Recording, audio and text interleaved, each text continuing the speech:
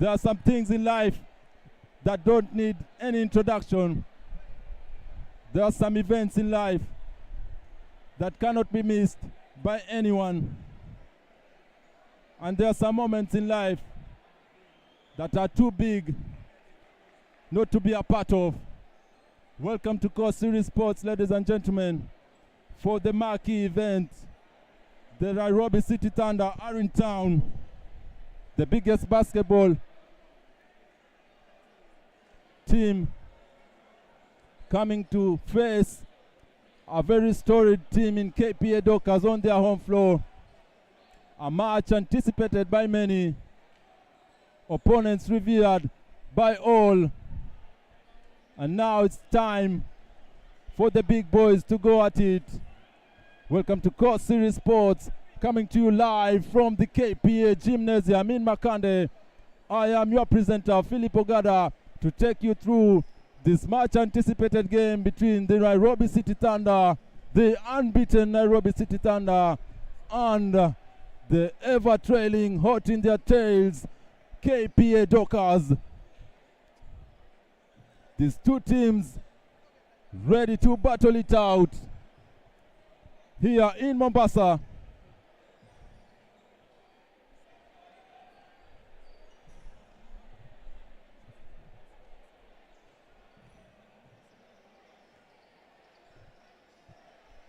And KPA now tasked with the duty to hand over the first loss to the unbeaten Nairobi City Thunder. All eyes will be on this coastal team, but the Nairobi City Thunder quite up to the task, having competed in the biggest basketball stage in Africa, in the Basketball Africa League, and now bringing that experience to the local league here in Kenya. KPA with a chance to test out how much the Thunder have learned from their away games that they have been playing at the ball. They have been preparing for this moment. They have been hoping, waiting, and now it has arrived. KPA Thunder about to face off. KPA, the home team, in white. Thunder in their dark blue. This is it, ladies and gentlemen. It's finally here. It is finally here.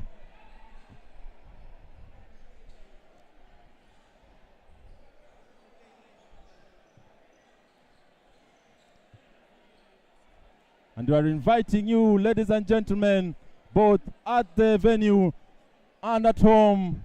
Please share, subscribe, and invite your friends and family to witness this great event. A once-in-a-lifetime battle between two cities, laying it all on the floor here. A battle of pride.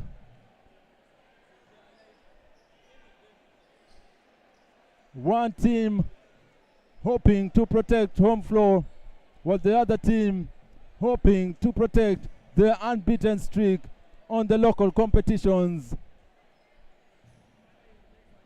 This will extend beyond the players into the coaching unit. Brad Ebbs will be tested by the KPA coaching staff, and the KPA felt it best to have a change in their lineup pass. Coach Cliff was sent packing, but he found a home in the Shields NBK Stanbic. And now we're yet to see what Coach Kiki and Michael Pell will be able to pull under their belts.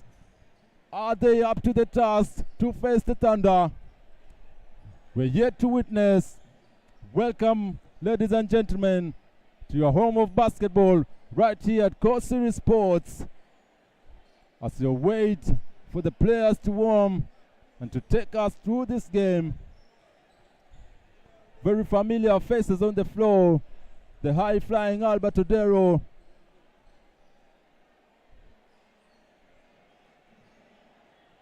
Ogechi, Washira, Okari, Debazabita. But KPA have their own Lennox Wanje, Tobias Odiambo, Morel Spencer, and even more to their lineup. This is it, ladies and gentlemen. In their final encounter, many will say that the Thunder were lucky that the KPA big man Spencer fouled out. And now they have a chance to make corrections to that game. KPA Thunder here at Court Series Sports.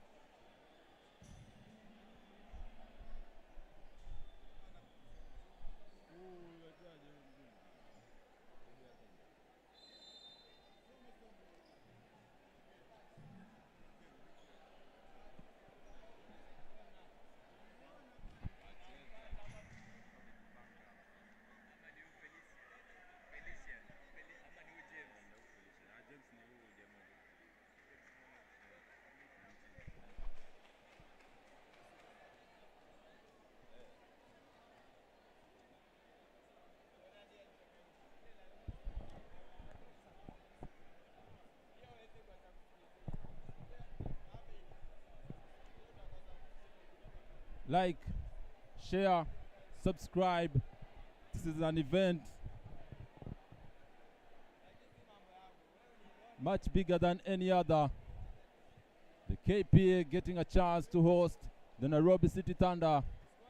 This was where the Nairobi City Thunder took a 2-0 lead in the finals before closing it out at Nyayo in last season's competition. And now KPA trying to remind the basketball community in Kenya and the world at large that they are the leaders to be reckoned with. They have lost, but they are not to be forgotten.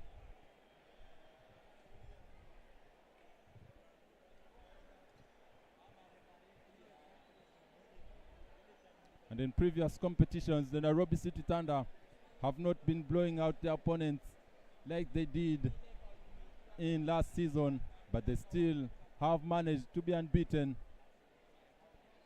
And at this point, the KPA Dockers have sensed that the Thunder could be having a weakness, and they want to exploit it. But the Thunder are yet to show that they can't be defeated by any local side. The game is just about to kick off. KPA hosting the Thunder, and the fans are still coming in. There is a disclaimer for today's competition. There will be no vuvuzelas as we are accustomed to. I'm not sure who made the complaint, but the vuvuzelas are much of an advantage for the home side.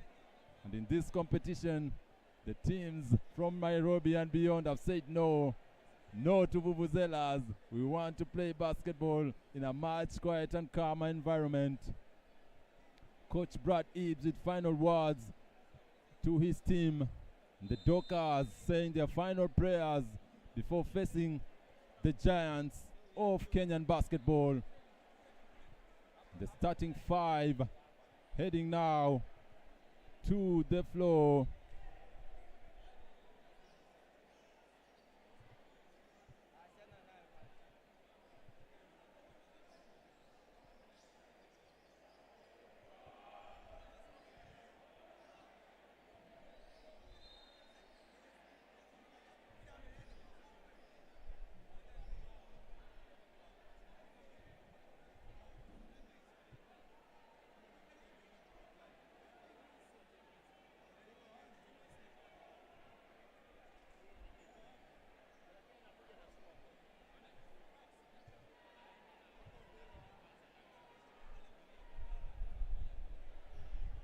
The gymnasium is packed to capacity. The Nairobi City Thunder can barely find any space to sit on their bench. Likewise for the KPA Dockers. They need to build a much bigger facility. Competition at its finest is expected, and the home crowd cheering. The former MVP Eugene Adera, a former KPA Docker himself, took a trip to Equity Dumas and found a home in the Nairobi City Thunder. Has been quite an instrumental part to this team, especially as witnessed in the ball competition. And now KPA have to face this big battle.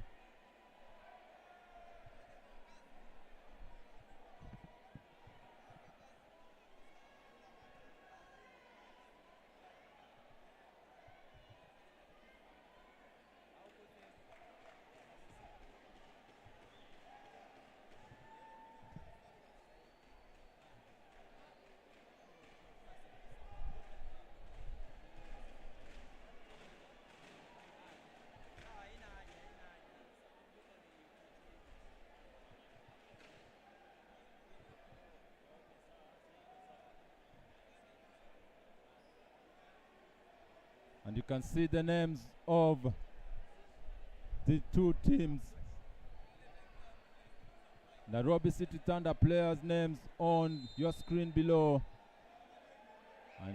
And there is the tip-off, ladies and gentlemen. They'll have to redo it.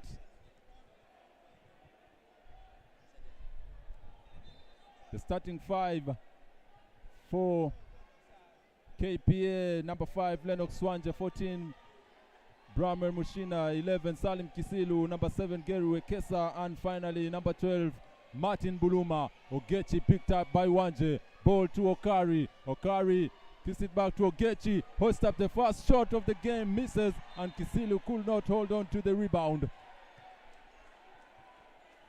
The first three-point attempt by Derek Ogechi.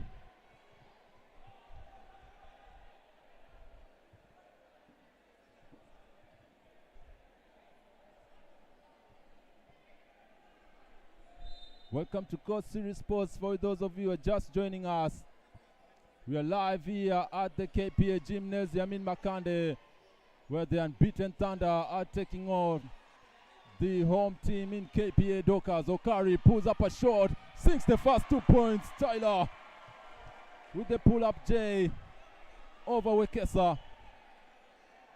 And Wanje will be running point for the Dockers. And Wanje sinks the first 3 points for the home team. The Beach Boys of Mombasa, as they call themselves.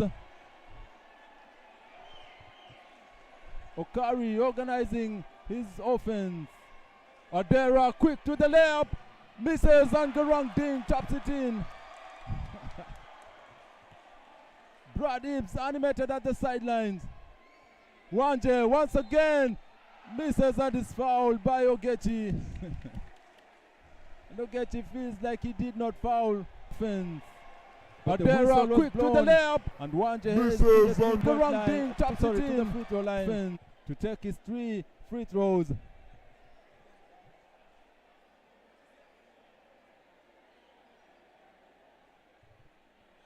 Lennox opening up the scores for the Dockers with a 3-point shot. Okari opening up for the Thunder with a pull-up jump shot, organizing his offense. And Lennox, Adera quick to the layup, misses, and Garang Ding taps it in the game. A 3-point. Okari now a converted. Okari organizing throw attempt. His offense.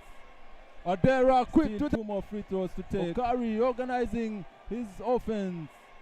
Adera quick to the layup, goes misses, and Garang Ding taps it in. Brad Ibs.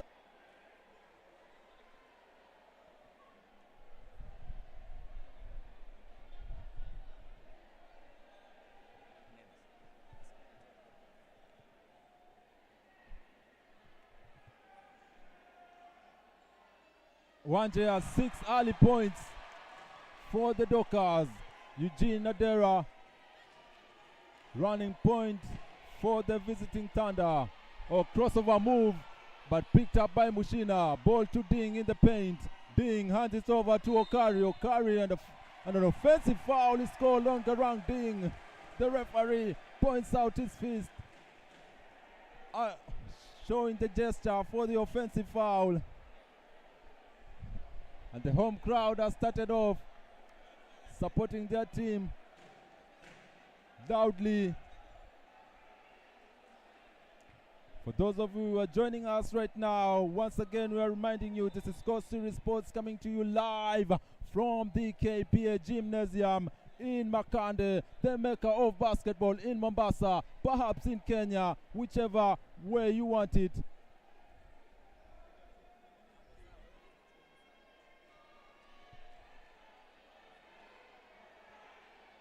Wanje picked up by Adera. Wekesa finds himself open to Buluma at the 3. Buluma thinks about it, throws up the shot, misses. Ogechi with the rebound. The Thunder now leading the charge in the fast break. Ogechi using size, and he drops the 2 points, putting it high up on the glass. Derek Ogechi. His shot could not be blocked. Wekesa with the reverse, cannot convert. Ding to Okari. And the ball is tapped by Gary Wekesa. High tempo competition between these two teams.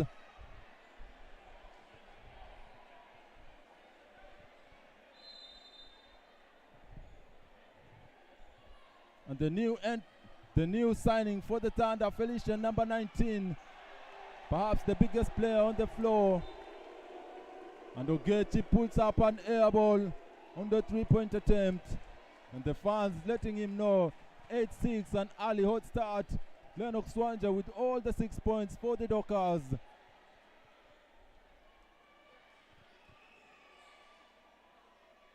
Kisilu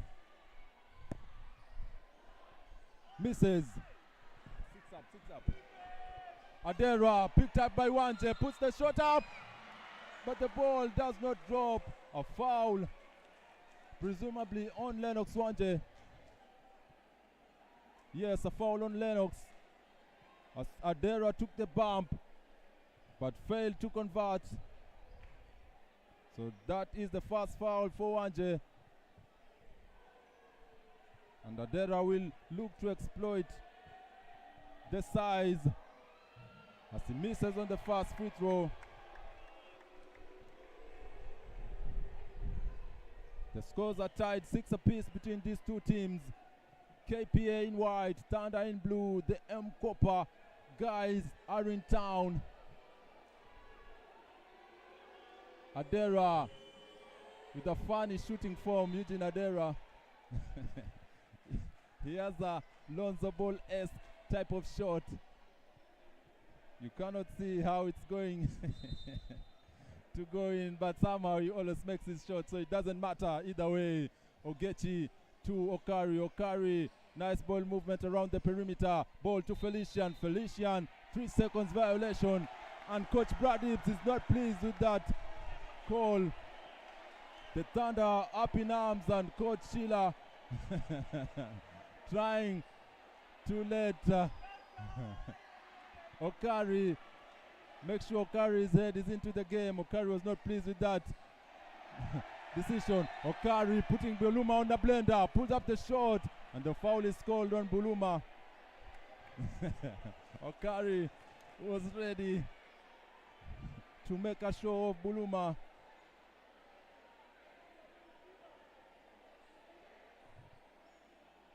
Adera picked up by Wanje. Wanje going for the steal but could not get the ball. Adera with the floater, and he lets the fans know. Eugene reminds the Mombasa fans that he won his MVP as a player on this court. A fast break chance. Adera with the speed going all the way. Oh! Misses, but is fouled. That could have been going all the way. Oh! Adera misses, but is fouled. Adera taking matters into his own hands.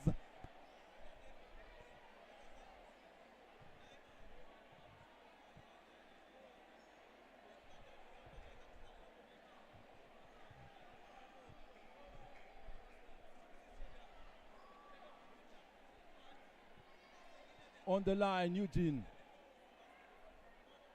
You can see his shooting form. it's somewhat funny.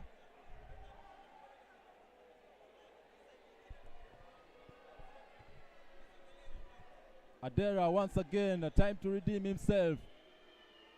Misses on the second one, Eugene Adera. Buluma calling the plays for the Dockers.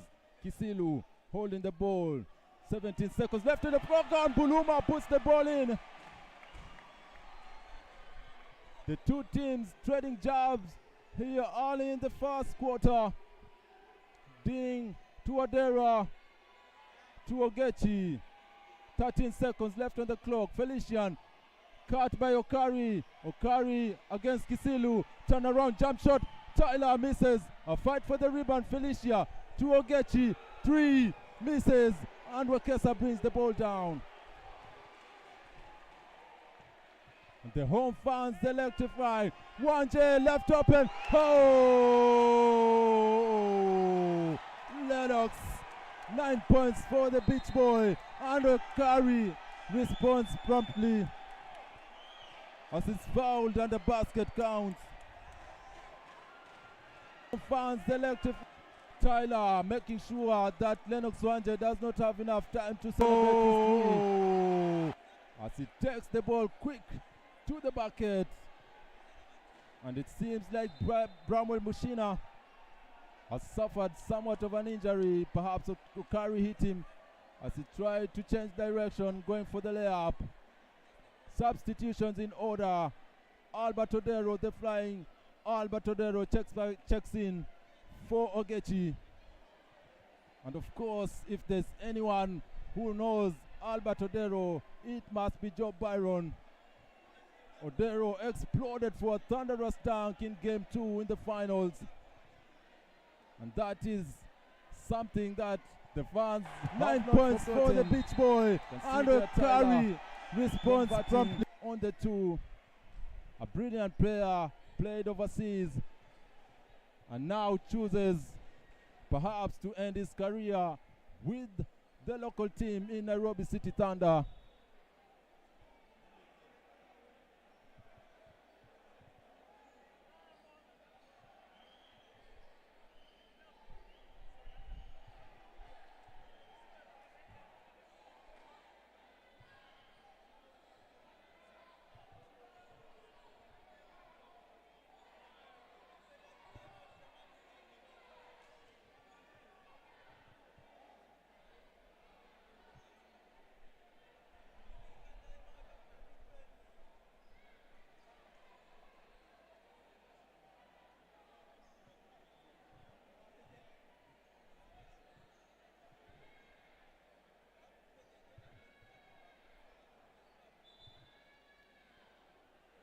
And Mushina has to check out. And in comes the foreign player for the Dockers, Morel Spencer, to earn his first minutes in this game. He's a physical player for the Dockers. And for those of you joining us once again, this is Score Series Sports coming to you live from the KPA Gymnasium in Makande, where the Thunder have just checked in, and they will be hosted by the storied franchise in KPA. Buluma drives, Felician misses. He's going for the block there. And they give the ball to Wanje, picked up by Albert Odero. Odero still hot in his trail. Wanje to Kisilu. Kisilu, a turnover by Okari. Odero now finds Odero. Albert for the 3, sinks the 3-point shot. Albert.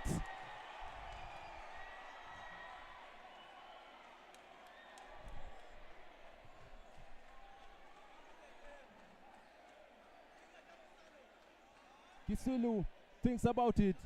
To Morel. Oh, and he sinks the 3-point shot. What do you know? Adera fouled by Wanje. That is his second foul, Lennox.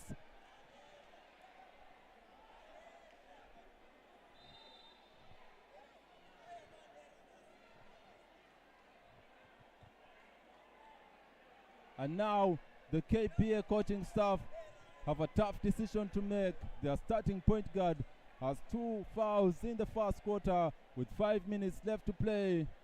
And you can see there from the far end, Tobias heading to the substitution chair. Tobias, of course, was much of a problem for the Thunder in last season's competition in the finals. He made his name in the finals right here. And now we get to see if he can put the KPA Dockers in a position to compete favorably. Eugene Adera has now missed his last 3 free throws.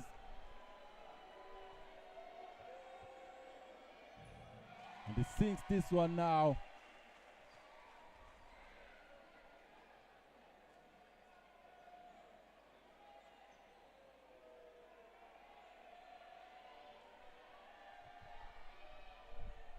Adera goes 1 for 3. Kisilu brings down the ball. Tobias with his first touch of the basketball. Puts the play for the Dockers. Buluma on the far end. Wekesa picked up by Ding. Morel goes once again, unlucky this time. And Odero calling for the ball. Okari Odero lets it fly. 2 for 2, Albert.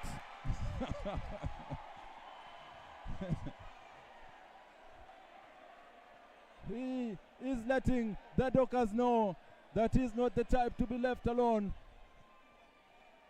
He had a very impressive performance at the Basketball Africa League competition. Wekesa against Ding, rejected by Garang Ding. Buluma forces his way. Oh, the ball refuses to drop in as he is fouled. Martin Buluma, hustle player for the Dockers. Of course, he's a new signing this season, and he has been watching the Dockers from afar, and he saw how competitive they were in the final last season, and now he's come to add even more touch, more energy to this Coastal team.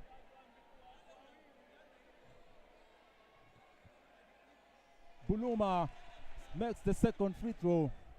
Albert wasting no time. Still 4 minutes to play. Ball to Ding. Ding fakes the pass. Rises up for 3. A bad miss. A terrible miss by Garang Ding. And Brad Ebbs has seen enough of him as he subs him out for James Mwangi, the free throw dancer.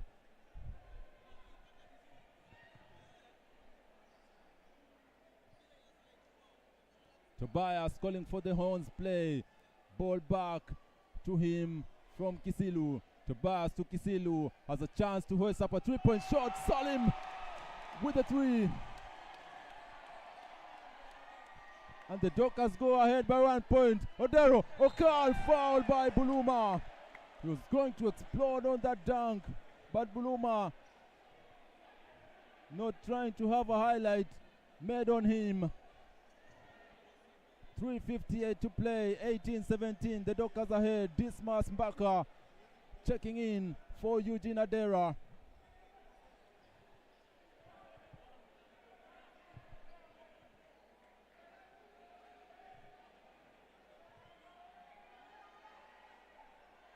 Okal makes the first free throw. Okal Koranga, a former player for the KPA Dockers, way back.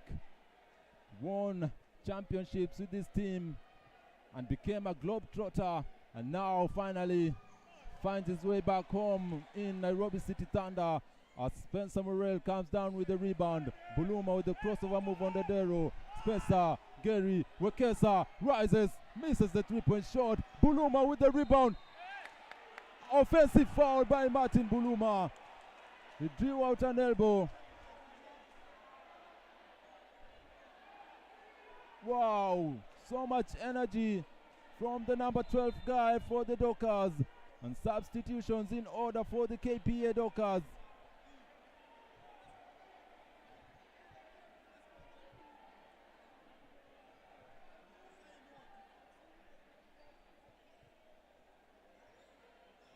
And in comes Trevor, number 13 for the Dockers.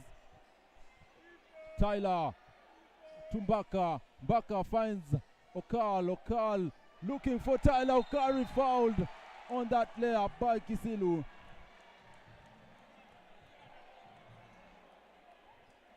Taylor making a cut to the basket. A pass and fouled.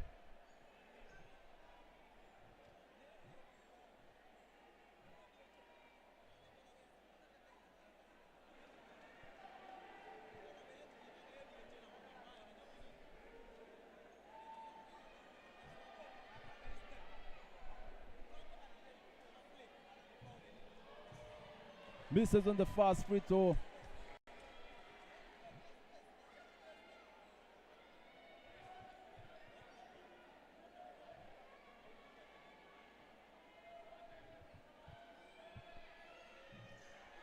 Goes 0 for 2 from the free throw line. Trevor with the rebound. Ball to Tobias. Tobias picked up by Odero. Kisilu left open. Rises for the shot. Misses. And Okal could not keep the possession.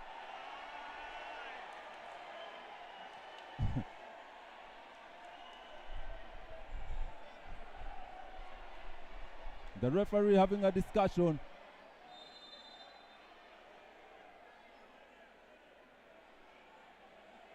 The ball remains with the Thunder. Let's see. Yes, Morel tapped the ball out. Albert, the crossover move on Trevor. Foul on the ground. Basket does not count.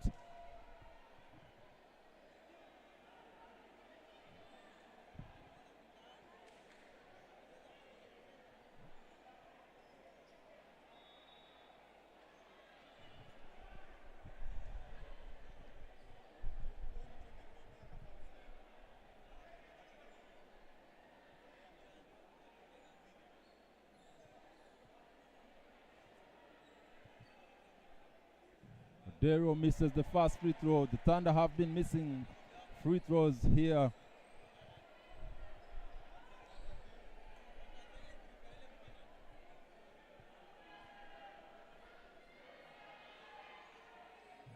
Misses, goes 0 for 2, but gets the ball, rises for 3. Misses his first three-point attempt. Okal was ready to go for the dunk. Oh, nice pass. Oh, what a connection between Morel and Wekesa for the dunk. Something much more beautiful than the French connection between these two players. Tobias wasting no time, fouled by Mbaka. What a connection from Morel to Wekesa. Look at that pass. What a connection there. Nice pass. Tobias finds Spencer in the paint and is fouled as he was receiving the ball. The KPA Dockers with an early lead, but still just a 2-point lead.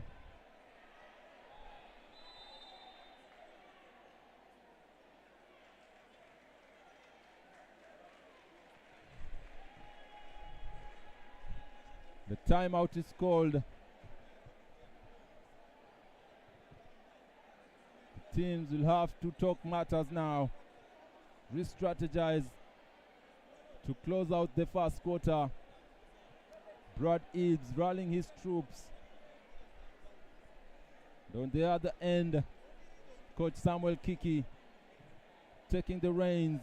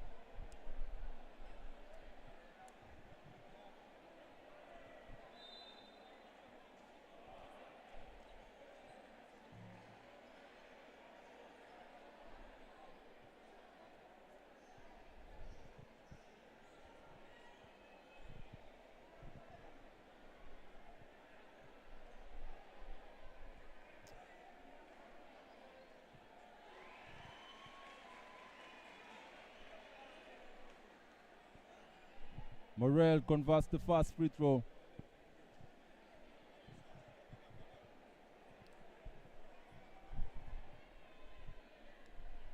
A chance to go 2 for 2. And he converts on board. Mbaka taking the point guard duties now. Odero goes all the way to the basket, switches hands, could not convert, and he forces the ball into the basket. Tobias in out dribble, met by Ogechi. Kisilu running out of ideas. Tobias taking on Ogechi headstrong. Tobias with the reverse. Comes up short. And Mbaka leading the charge. Dribble handoff to Ogechi. Ogechi. Mwangi. Oh, going glass for the 3-point shot, and the Thunder take the lead once again. James Mwangi. You know, they say that nobody ever plans to make a bank 3-point shot. Oh, Kisilu with the jab step. Mwangi almost loses his footing. And Albert Odero feisty on the defensive end. He's a very athletic player, so he should be very careful when making passes when he's on your path. Ogechi going setting a screen from Baka. Ogechi gets the ball and tries to go the way. Ogechi with the air Ogechi dunk that never touches the rim.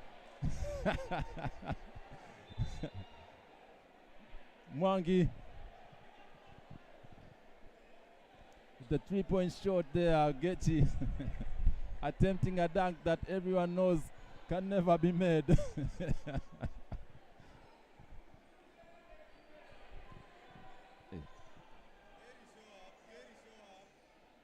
Tobias, the dribble handoff action, fake, ball to Morel Spencer, pulled up the shot and he drops the 2 points. It's been a very timely addition to the Dockers. And he has produced results for this coastal team. Odero picked up by Wekesa. Odero trying to go all the way, still maintains possession. Mwangi misses the 3-point shot and great box out by Kisilu.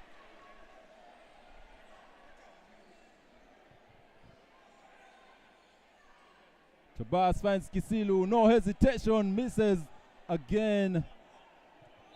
Kisilu is a 3-point specialist for the KPA Dockers, and he does not hesitate whenever he gets the chance. 23-24 with 16 seconds, 25 seconds rather left to play.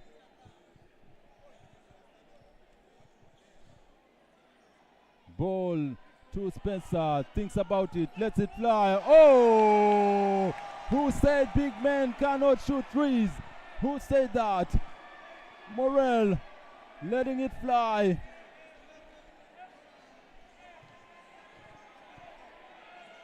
Seven seconds left to play. Odero picked by Wekesa, sidestep 3, misses. Okal misses. Mwangi drops the ball in.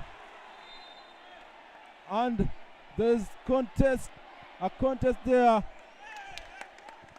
They're saying that the shot clock had gone off. They had run out of time before Mwangi could convert on that putback. So the scores will be 27-23, and that marks it for the first quarter. A tightly contested game between these two giants. KPA in white, Thunder in blue, going head to head, and this is the kind of competition everybody wants to see. 27-23, and that marks it for the first quarter.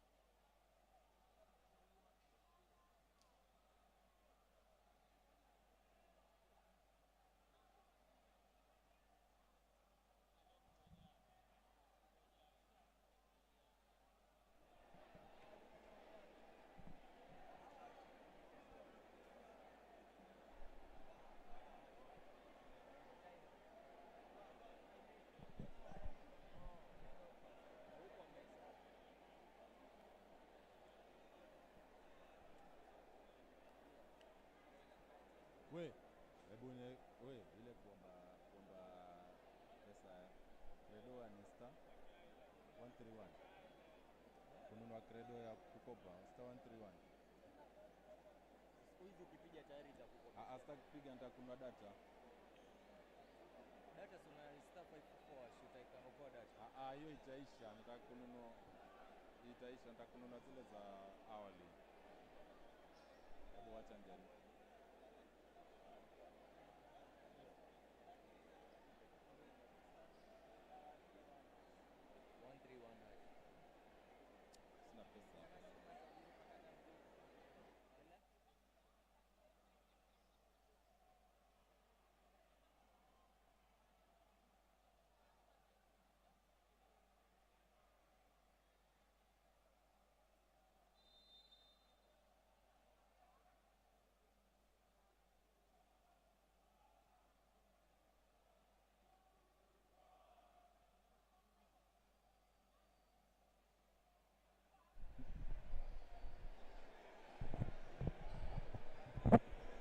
Welcome back to the second quarter between the KPA Dockers and the Nairobi City Thunder. KPA Dockers with an early first quarter lead, 27 to 23. Nairobi City Thunder still on their trails. And the starting five checks back in for the Thunder.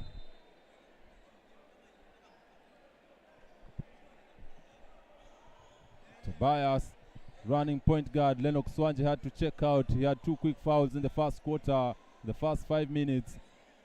But he had produced a lot of points for the home team. He had 9 points in the first quarter, 2 3-point shots, and 3 free throws, and a traveling violation on Tyler Okari.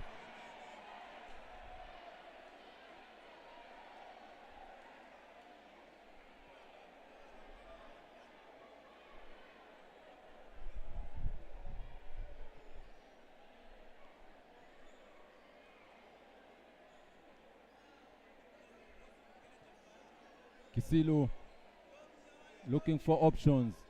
Spencer looking for options. Wekesa. The Dockers are very slow in their ball movement. Oh, Kisilu banks in a 3-point shot to extend the lead. Okari. Dribble handoff action to Adera. Okari left open all alone. Misses the 3-point shot. Ball tap to Wekesa. KPA Dockers now leading the charge. Oh, turn around. Wekesa with the reverse. But cannot convert. Adera chasing the ball. Trying to keep it in play. But the ball was too fast for him. Eugene cannot outrun the quickness of the ball.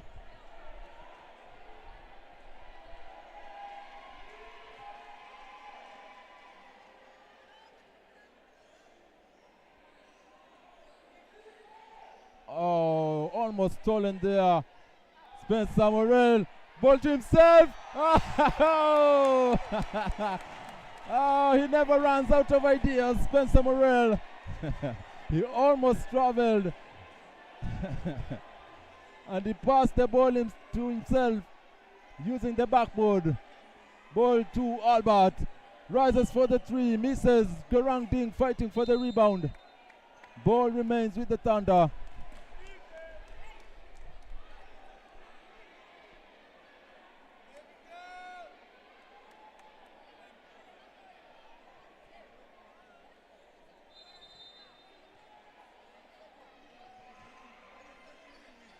Okari back to Albert, driving strong, fouled on the floor by Trevor.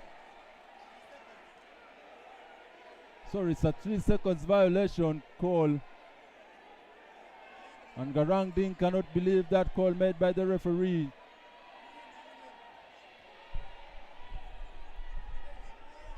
The KPA Dockers getting the benefit of the home team. Calls going their way.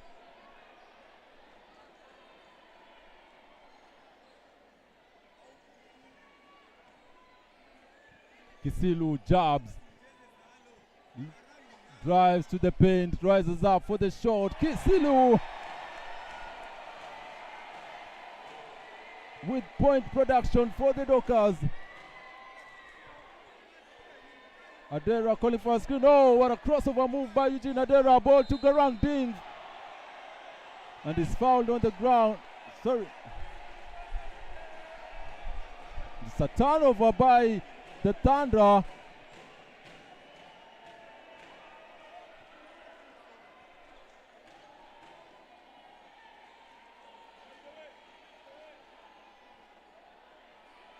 And one thing that we learned about the Nairobi City Thunder from the BAL competitions is that their perimeter defense, especially on the wings, is a bit suspect. And Garang Ding getting shaken by Kisilu 1 time, 2 times, and Kisilu seems to have noticed that weakness in the Thunder. But not to get ahead of ourselves. We have seen teams go way up early against this Thunder team. and still end up losing. We saw it in the finals. You have seen it even in other competitions against other opponents. So KPA Dockers should not relax at all. As Morel converts on that free throw.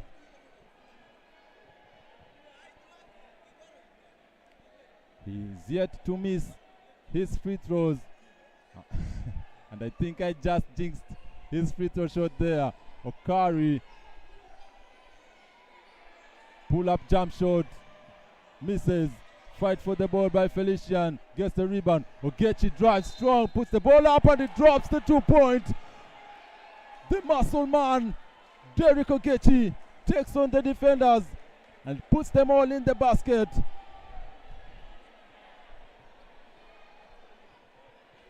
Wow, what a physical play by Derek Ogechi. Strong to the basket, muscled his way in.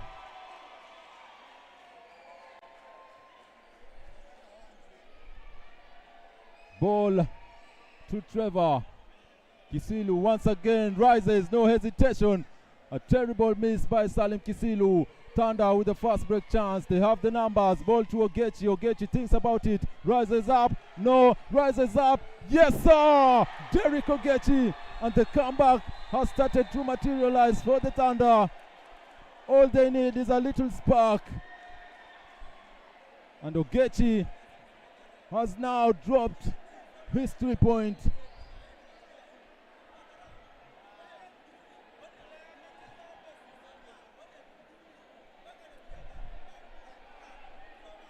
What a 3-point shot by Derek Ogechi, sending panic and confusion to the Dockers. They had to call that timeout before things started getting out of hand.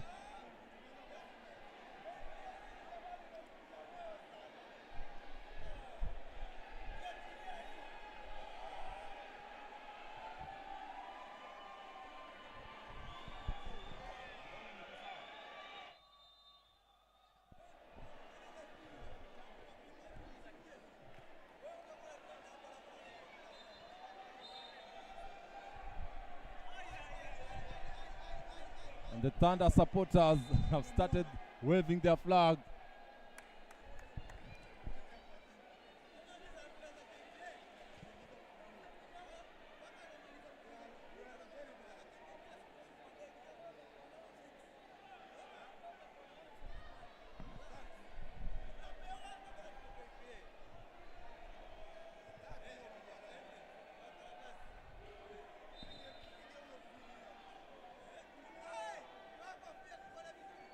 Ogechi heads to the free throw line. Sorry. The KPA get to inbound the ball. Thunder now trying to press the Dockers. Nice pass to Ekesa. Easy pass and to Ekesa. Morel with the assist there. Gary Ekesa with the beautiful cut to the basket. Well executed play by the KPA Dockers. Adera finds Ogechi to Okari. Okari drives in the lane, trying to go for the hammer, but is fouled by Morel. Okari was going for the dunk, but Morel puts him to the floor.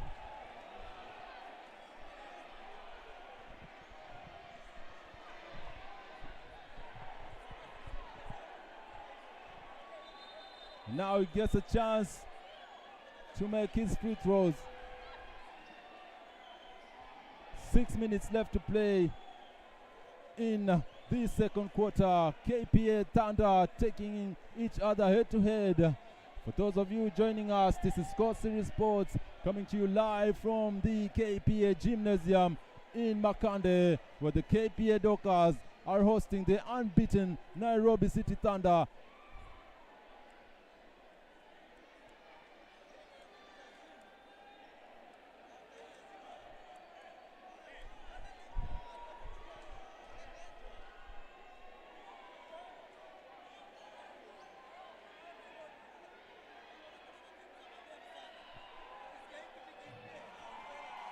Okari sinks the first free throw.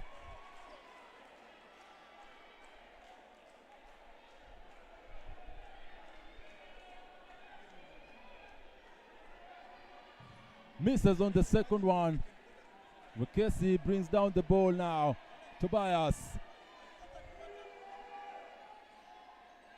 Cross-court pass to Kisilu. Open shot at the 3. Missed shot by Trevor. A fight for the rebound on Kisilu. Oh! He had an open layup there, but could not convert. Garang Ding goes all the way. Cannot finish. The Dockers leading the charge now. Wekesa back to Tobias. Open 3-point shot. Misses. Wekesa with the offensive rebound. Toby missed the shot, and Gary is there to clean up the glass. And Felician with a hard screen on Kisilu. Ding. Picked up by Wekesa. Ding loses Wekesa. Looking for options. And comes up short.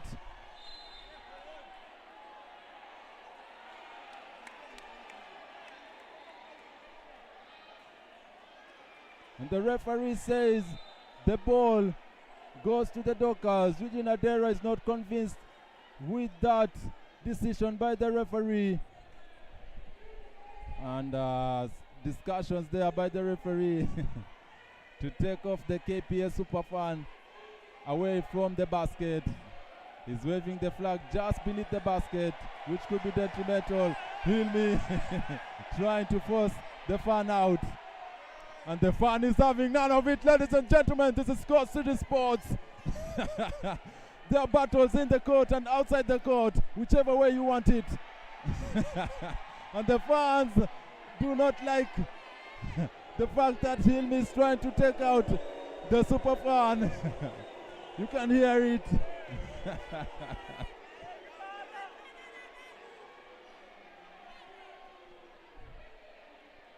And Coach Samuel Kiki has to intervene.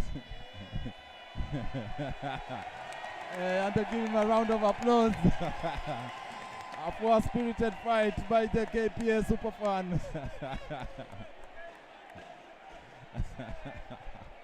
Mr. Jabalim Pueza himself.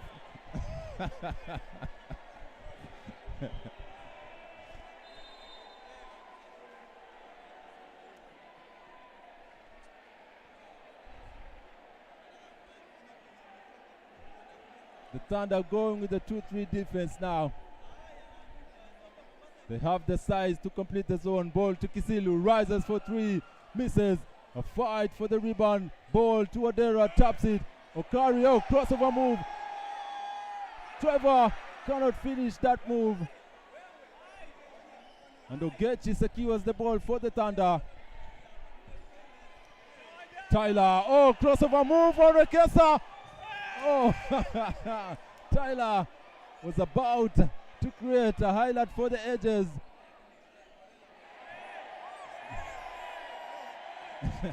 Morel doing a bit too much. Tobias going all the way. Oh, beautiful pass to Trevor. Nice fake. Misses the shot, and rebound secured by Felician. And the turnover by the Thunder. The KPA Dockers have showed up to play today. 39-30, a 9-point lead by the home team. Wekesa all the way. Gary for the 2.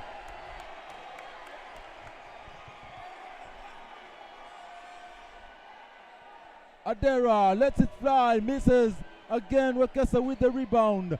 Ball all the way. Crossover move on Okari. Ball to Trevor at the corner. To Tobias. To Kisilu. To Morel. Thinks about it. Lets it fly. Oh! What an avalanche by the Dockers. Morel.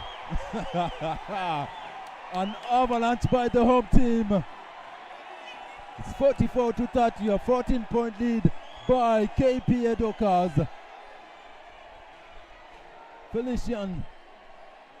Dribble handoff action to Ogechi.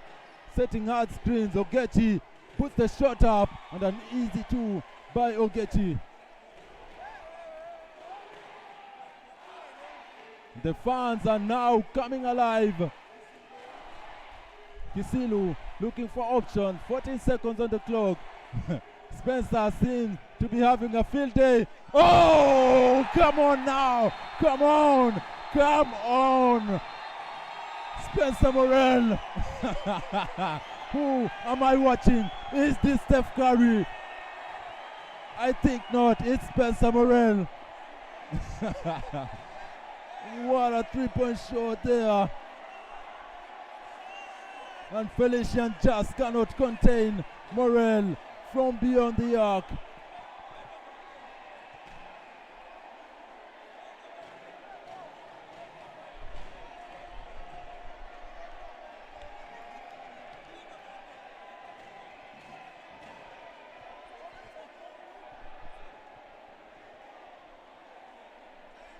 Spencer Morel with 4 3-point shots.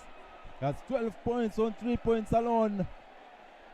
His production is very high for the Dockers. And today could be the day that all the branches are slippery for the proverbial monkey. But the Thunder are still the team to beat. They have been in this situation before. Last season we saw Equity Dumas pushing them down to the wire. This season we have seen them being pushed by Tobias, but still managing to come out with a victory. And so the Thunder are very much used to these situations. The KPA Dockers cannot afford to relax anytime soon, especially with so much time left to play. It's a 15-point gap between these two teams.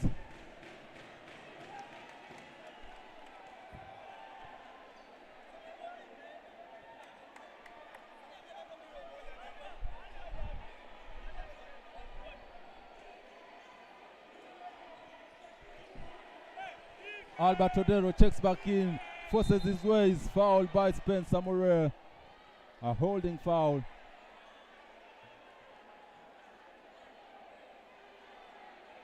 Yes, foul on number 16, Morel, on Albert, as he's forcing his way into the paint.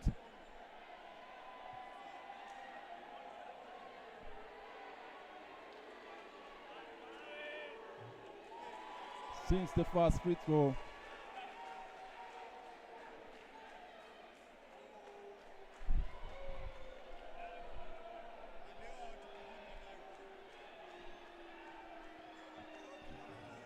Goes 2 for 2 from the line.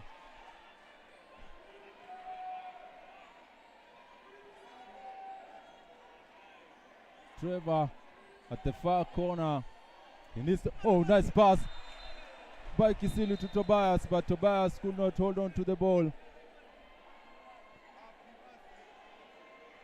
As I was saying, Trevor has been left open at the corner one too many times. And he has to convert those corner threes. The substitution, Morel takes a rest, and in comes Bramwell Mushina rather. Odero picked up by Mushina. Odero loses 3 defenders on Albert Odero. Odero passes to Ogechi. Ogechi hounded by Tobias, turnaround jump shot. Ogechi unfazed by Tobias. A very relaxed and poised basketball player in Derek Ogechi. Calm, cool, collected to finish that move with 2 points. And Tobias with the turnover on the opposite end. Tobias needs to calm down.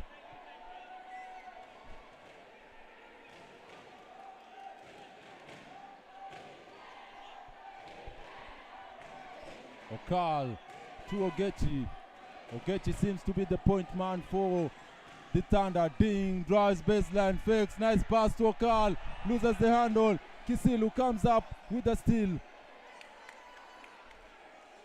Okal, oh, crossed up by Kisilu, going all the way, misses Mushina and could not convert. Adera, Ding all alone, oh, crossover move. Oh, Eugene, a magician with the basketball. Eugene Adera, take a look at the way he lost Tobias. Tobias, which way did I go? Did I go right? No, I'm going left. Eugene Adera with an easy layup to cut down the deficit to 9.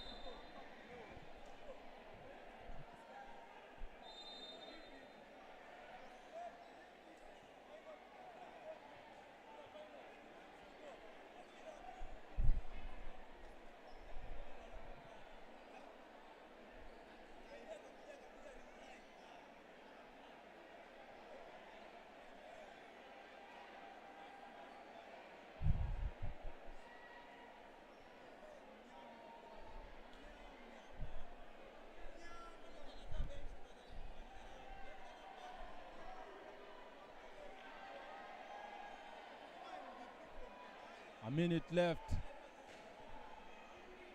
to make it to end the first half. Ball to Ekesa at the corner. Tobias attacks the paint, goes all the way, reverse layup, cannot convert. Kisilu tries to tap it in, and the Dockers maintain the possession.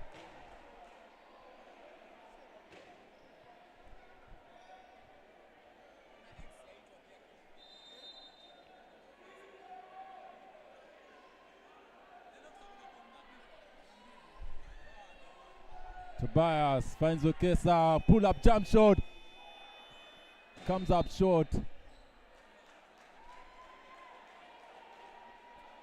And Kennedy Washira checks in for the Thunder. 55 seconds left on the clock.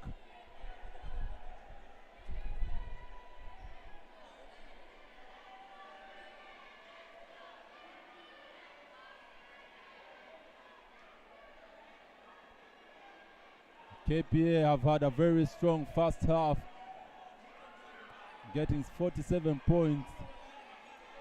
Adera drives, tries to pass it to Okari, loses the ball. Kisilu to Tobias. Tobias goes all the way. Oh, reverse! Oh, what a reverse layup by Tobias! A thing of magic. Odero was going for the block, but Tobias had other ideas in mind. Okari picked up by Mushina, kicks it out to Odero. Ogechi rises for 3, misses, and Okari secures the rebound. Again, a battle between men, and Okari forces in the post play.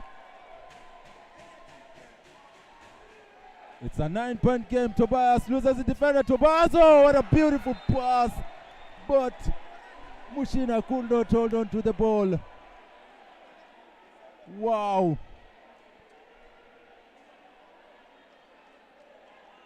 And Coach Brad Ebbs having a problem with the scorers table. Brad Ebbs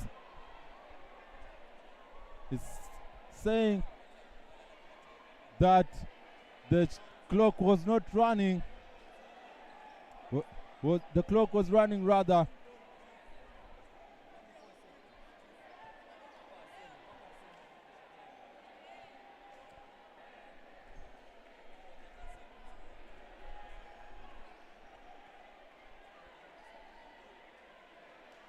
We have about 4 seconds on the game clock to end the first half. Take a look at that reverse layup by Tobias. Wow, Toby with the reverse.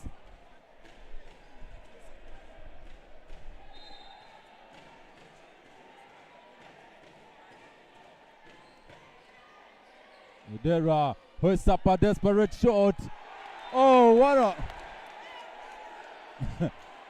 That was not a smart play by Kisilu.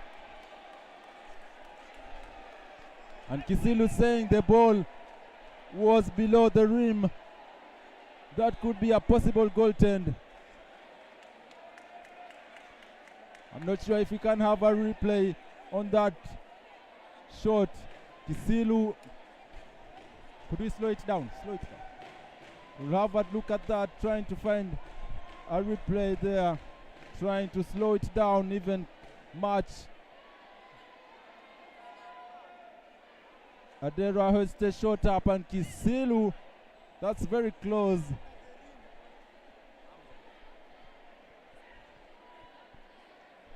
But we are trying to find the best camera angle here.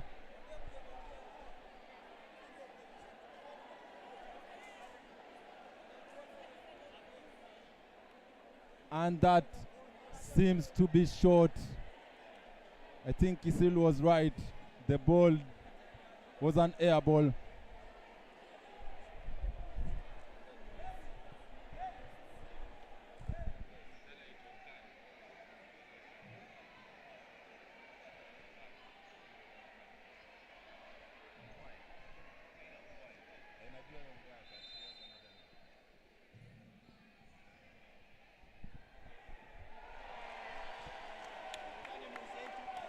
Yes.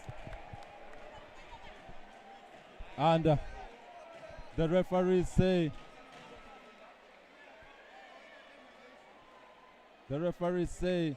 the basket does not count, so it has been waved off. And KPA heading to the half with 9 points. What a spirited fight by the home team. KPA 49, Nairobi City Thunder 40. Ladies and gentlemen, this is Score Series Sports, where the best basketball happens. Thank you for being with us, and continue watching as we head for the halftime break.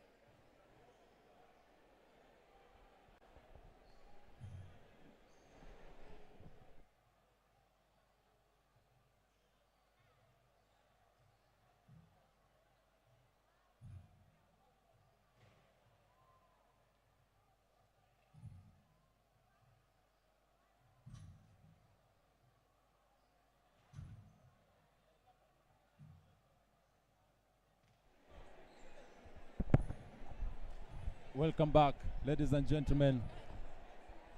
For those of you joining us, this has been a quite thrilling first half between the Nairobi City Thunder and the KPA Dockers.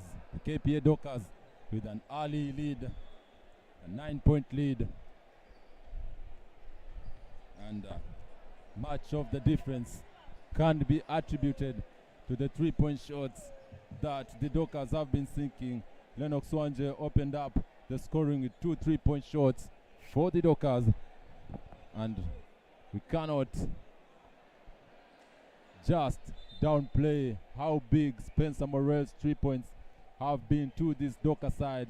Morrell with 4 3-point shots, those are 12 points, and Salim Kisilu also making his contribution from beyond the arc with 2 3-point shots. The KPA Dockers in total having 8 3 points converted in the first half, while the Nairobi City Thunder have converted only half of that with 4 3-point shots.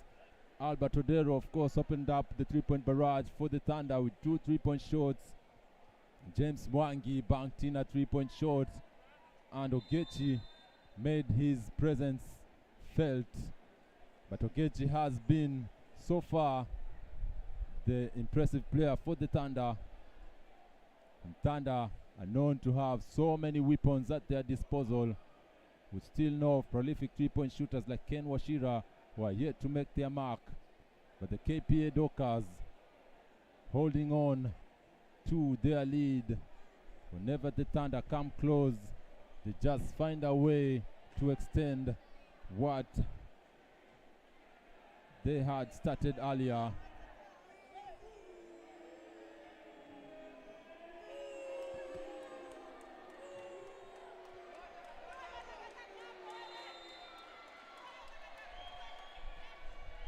And here comes the third quarter rather. The Thunder inbound the ball. Garang finds Eugene at the 3-point line. Eugene rejects the shot. Ball to Tyler Okari. Ongwae for the fans who think I'm missing the name. Yes, Okari is his name, and Ongwae is also his name. Wanje finds Kisilu at the corner. Buluma drives, bumped, puts the floater, comes up short. Garang Ding leading the charge, taking on Morel. Garang fouled. And a foul on Morel. Garang Ding attacking full speed.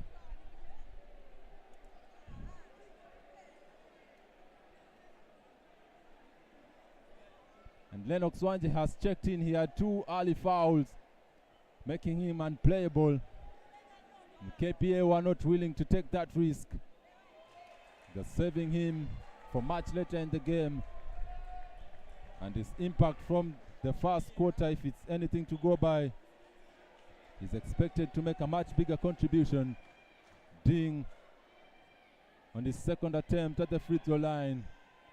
Misses on the second one. Rebound Morel.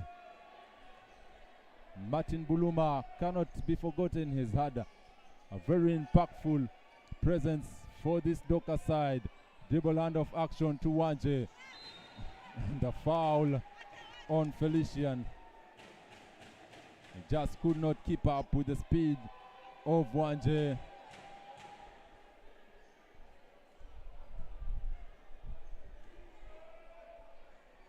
Like, share, subscribe, ladies and gentlemen. This is Coast Series Sports coming to you live from the Becca of basketball in Mombasa, the KPA Gymnasium. Lennox Wanje thought about the shot, rejected it. And a double dribble called on Wanje. Trying to do way too much. He should have taken the shot when he had it. Adera. It's an 8-point game. Felician sets a screen to Ogechi. Ogechi with the floater. Cannot finish what he started. Buluma. And that pass is too much, even for Buluma's speed to keep up with. Kisilu had the right idea in mind, but it doesn't matter if the idea cannot be executed. Adera to Okari to Ding. Back to Adera. Floater comes up short once again. Rebound Wekesa to Wanje. Wanje rises up from beyond the arc. Misses the 3-point shot. Lennox Wanje knew better than to go for a layup. The Thunder have size advantage over him. Ogechi left open, 6 the 3-point shot. You can't leave that guy open. He has proven time and again to be a prolific shooter. And the thing about shooters is that you cannot give them confidence at all. Lennox organizing the offense, pull up jump shot, misses badly. Kisilu collects the mess, puts up the shot. Salim, the saving grace.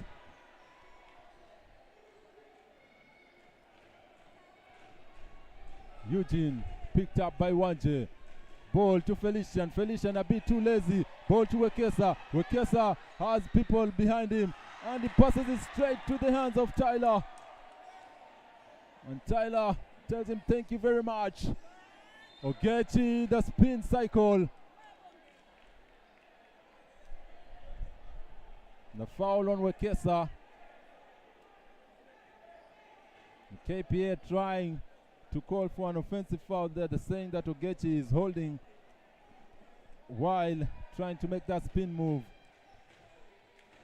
But the referee is not hearing any of that. Ogechi sends spot, rejects it this time around, goes all the way, muscles his way. And Spencer picks up another foul.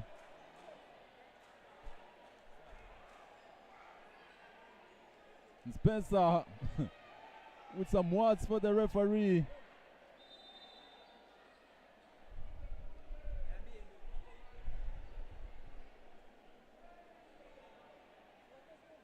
Spencer not pleased at all with the referee decision.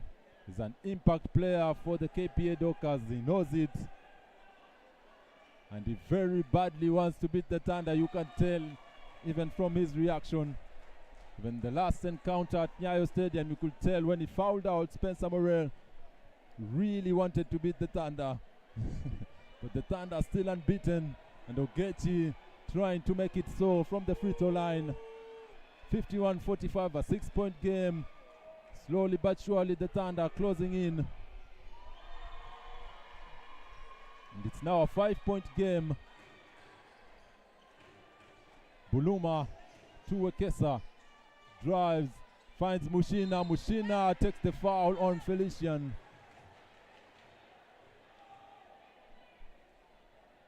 That's his second foul in the third quarter.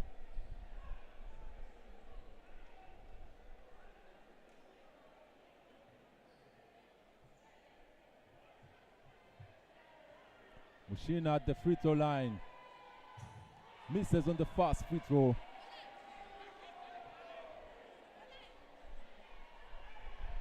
A chance to redeem himself at the charity stripe. Bramwell once again.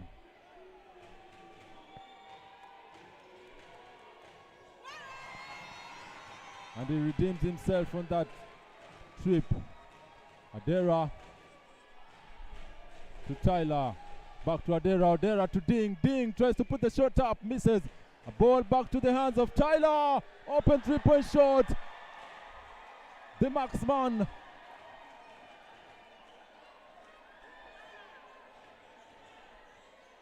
And the Thunder slowly but surely closing down the lead. Ball to Wanje. Picked up by Ding. Kisilu against Ogechi. Tries to post him up, but he thinks better of that possession and he passes it to Mushina, who misses. Wanje, open 2-point shot. Misses an open shot. Lennox Wanje. Adera, crossover move on Wanje, floater, and is fouled. Eugene trying to make things happen. A foul on number 14. Brower Mushina.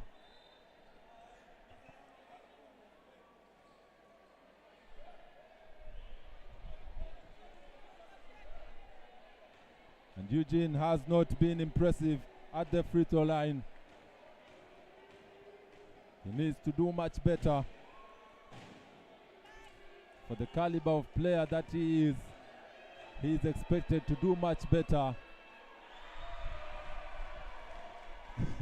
I think he heard my comments as he sinks that free throw.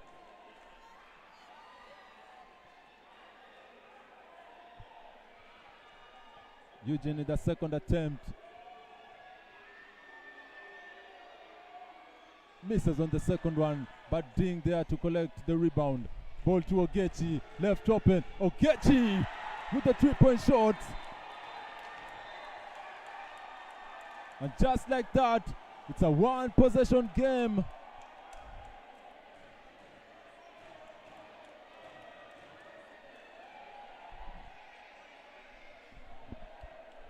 Ogechi puts the Thunder over the Dockers.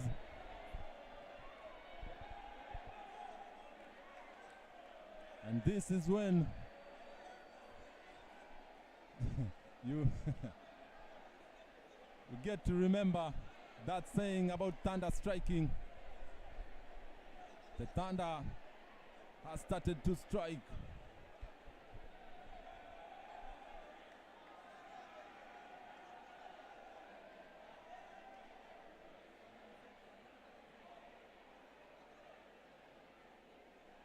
And you have seen this movie too many times before.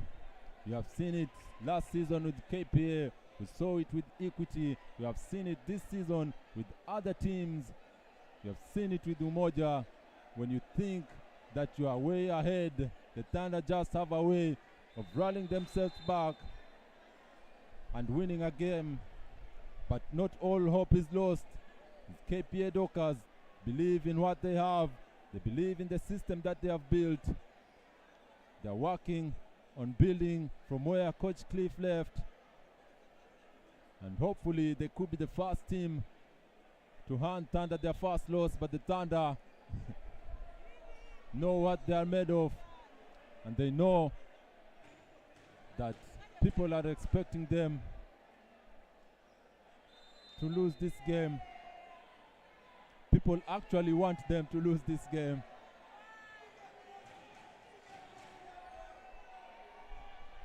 Mushina trying to post up Adera. Kisilu hounded. Mushina away from his zone. 11 seconds left on the clock. Wekesa looking for something, anything. A mismatch there. Mushina and Adera forces a turnover, denying Brahman Mushina post-up position. Eugene fighting for that position, displacing Mushina, leading to a turnover pass by Gary Wekesa. Adera finds Okal. The turnover by the Thunder, could not hold on to the ball.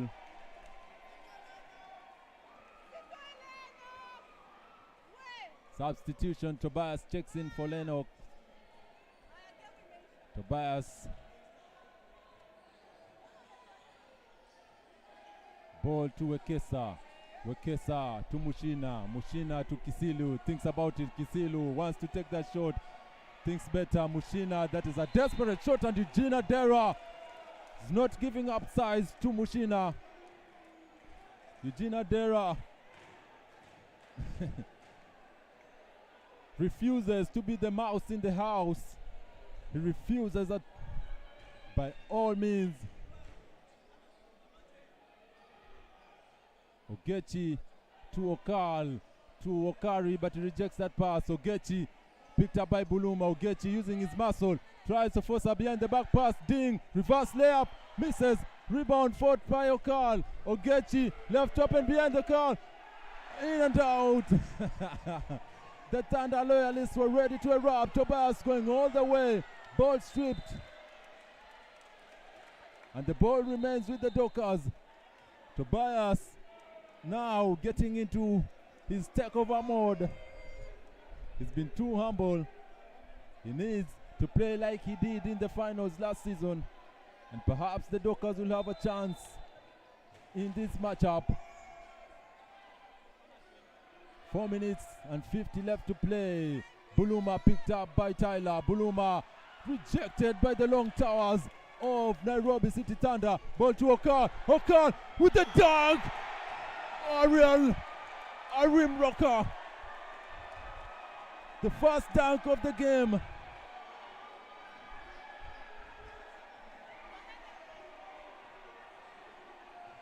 Tobias trying some magic, passes it straight to the hands of Adera, but he gets the ball back. Kisilu, long three, misses, but a foul is called.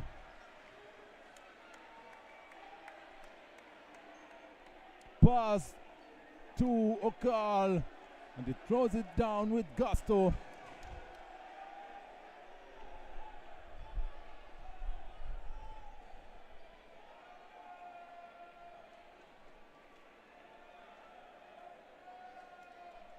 The two. And KPA now reaching deep. Looking, searching. They can feel the Thunder trying to separate themselves. Kisilu comes up short on the free throw attempt. Salim, of course. Salim Kisilu. If you watched him earlier, you should have noticed that he shaved off his locks. Now he's having a neatly shaved head, a neat hairstyle rather. But one miracle we saw is from Eugene Adera. Eugene Adera had short hair while in Equity, but the moment he was signed to Nairobi City Thunder, he magically grew some locks. He needs to tell us the secret, especially for the balding people. Eugene Adera seems to be having the magic sauce for instant hair growth. Kisilu attempts a 3-point as the free throw rather. He converts. Adera picked up by Tobias. Ball to Ding. To Okari. Okari goes all the way, tries to jam it, but he was fouled on the ground. And Brad Ebbs showing the sign that he wants that free throw taken.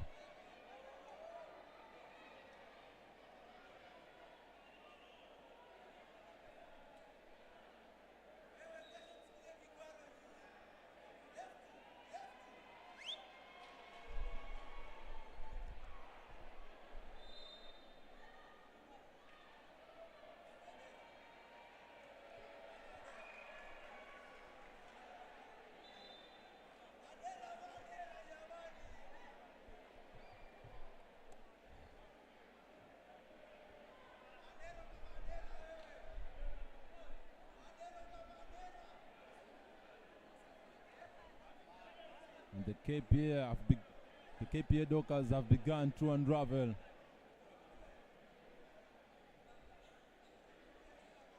And Thunder are now beginning to show the difference between a ball-worthy team and a KBF team. They're trying to separate themselves even further as Okari switches in the first free throw.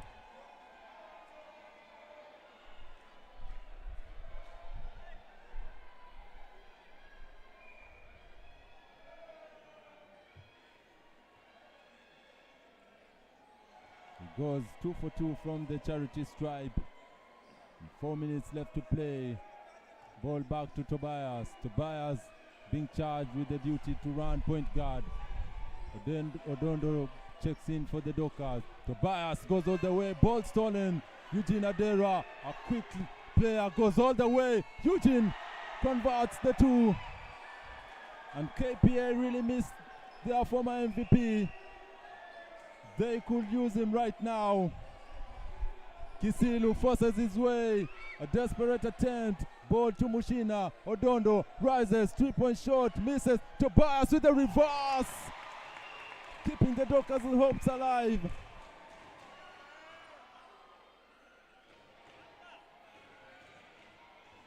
Okari picked up by Trevor. Kisilu on Okal. Ding. Hesitates. Goes all the way. Fouled hard by Mushina.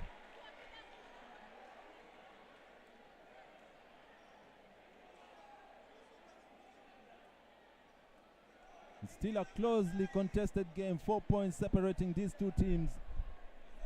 And Nairobi City Thunder have managed to come back and take the lead.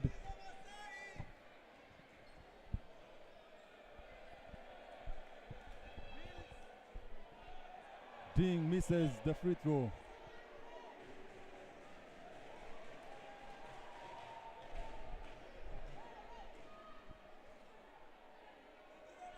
Albert Odero ready to check in for the Thunder. Ding, the second attempt. The fans shouting Mawe.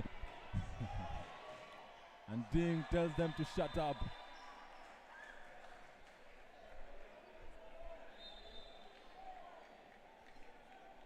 As he converts on that free throw. Ogechi takes a breather. And now they say he jumped from the frying pan into the fire.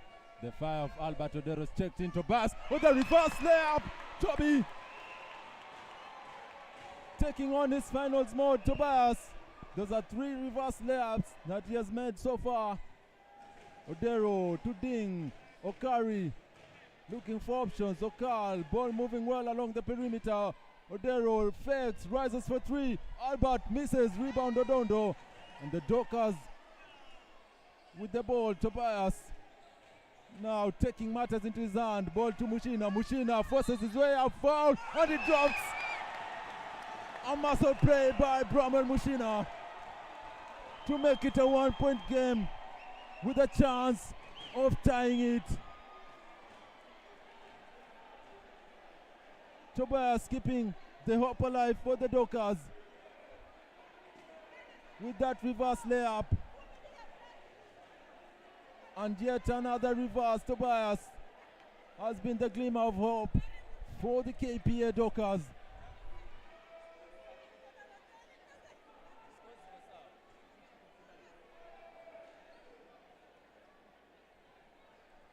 And the KPA Dockers unrelenting.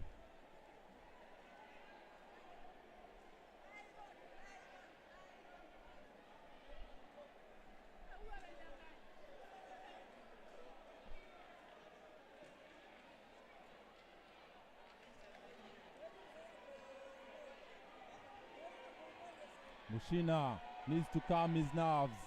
He ties the game now. Game is even. Adera picked up by Tobias. Crossover move between the legs. Ball to Albert. Albert! An easy layup, Albert. The baseline drive. Everyone was waiting for the explosion on the dunk. But he chose to play it humble. Tobias picked up by Okal. Tobias all the way. Comes up short. Rebound Mushina. Reverse and is fouled. Back to back. Fouled and converts. Bramwell Mushina rather. Helping his teammate Toby to cross over the line. Tobias started the barrage. And Mushina joined the party. Strong finishing.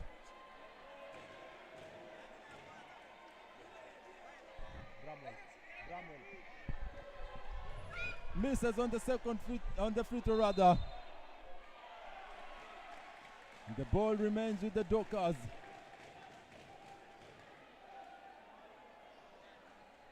Trevor will inbound the ball from the baseline.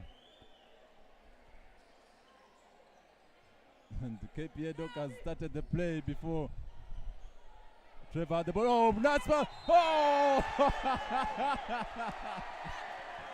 Wow! Bramwell was going for the kill switch. And an offensive foul there. Bramwell Mushina wanted to put Garang Ding and everything that he has straight into the basket. And the fans don't like that call at all. Garang Ding was almost sent to his Mecca by Mushina. And he survives that assassination attempt.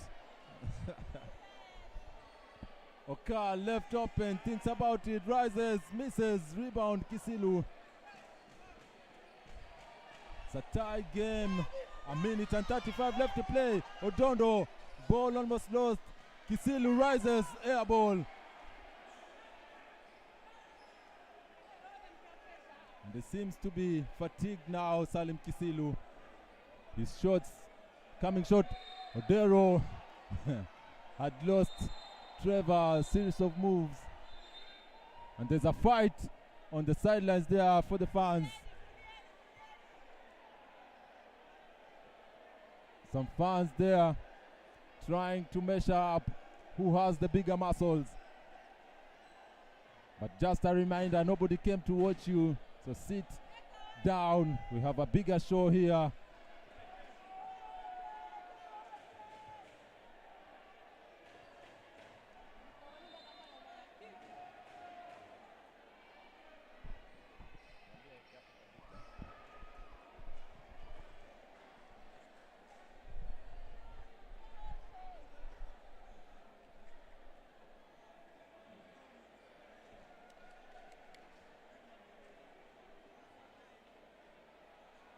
Albert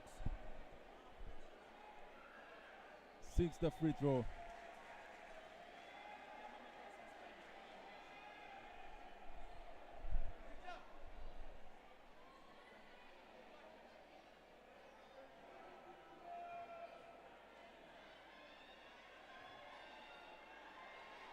Albert 2 for 2 from the line. A minute and 16 left to play. Trevor to Odondo, picked up by Ding. Odondo, long three, comes up short.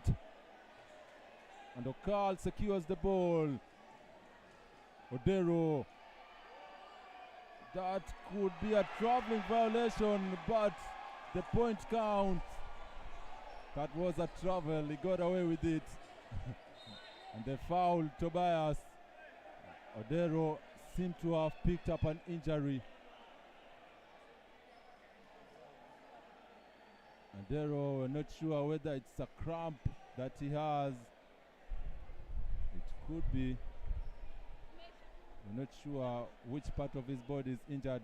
It could be a hamstring. You can see he's holding on to his hamstring. Albert Odero could have suffered a hamstring injury. Must have pulled a muscle there. We hope all is well for the Thunder player. It's a very instrumental team, not only for the Thunder but for the national team. So we hope all is well. Lennox Wanje checks in. Tobias all the way to the basket. Oh, what a reverse! Misses! And Tobias seems to be a reverse layup specialist. Adera all the way. Adera converts the two. Eugene. Lennox setting up offense. In comes Meganyamo. Wanje loses his man. Cross-court pass intercepted by Ogechi. Ogechi finds Adera. Ball to Okari. Okari. Tyler! And NCT are running away with it. Odondo holds up a desperation three. And that's it for the end of the third quarter. Tyler Okari with a big three-point shot. And the Thunder are now beginning to separate themselves. They're running away with it.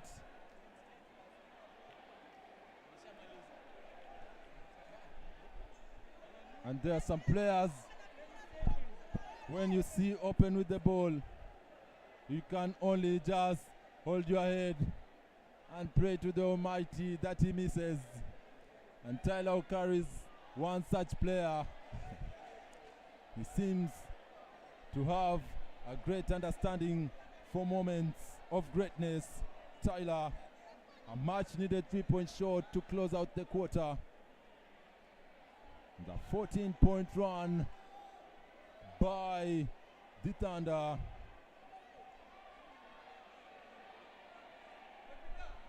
(71-62). That marks it for the end of the third quarter.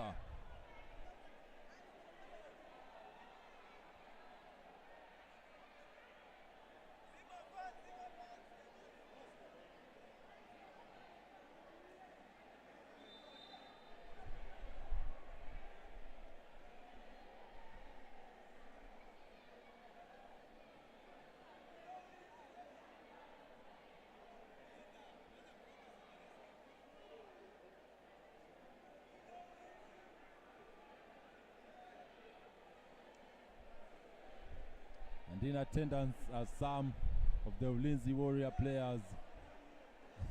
They're scouting to see the weaknesses they can pinpoint from the Dockers. Tomorrow we'll have another marquee matchup between the Ulinzi Warriors and the KPA Dockers. Same venue, same place, right here at Coast City Sports. We hope to cover the games for you.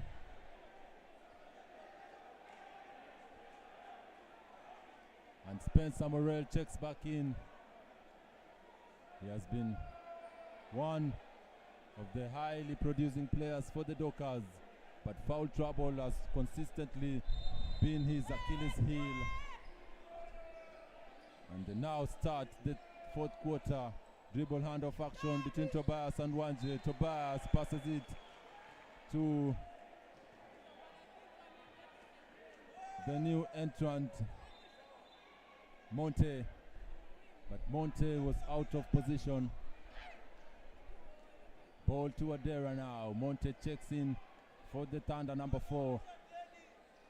And KPA now trying to make this a decent competition. Ball to Ding to O'Carry. Tyler! And the reaction from Brad Ebbs says it all. Tyler the killer. O'Carry the dream snatcher for the Thunder. All dreams that had been built up through the 3 quarters are being snatched by this guy, Tyler O'Carry. And if ever you doubt, you can ask Angola what he did on that buzzer beater. Spencer, turn around, misses. O'Carry brings down the ball now. Going all the way, O'Carry, ball to Ding. Ding thinks much, but passes it to Ogechi. Ogechi to Okal. Okal tries to pass it back to Ogechi. Still they maintain possession, and Okal sinks the 2-point shot. They survived that attempt, that trip rather. Okal almost turning the ball over, but he makes good of that possession. And Morel frustrated by Okal. You can see beyond the screen.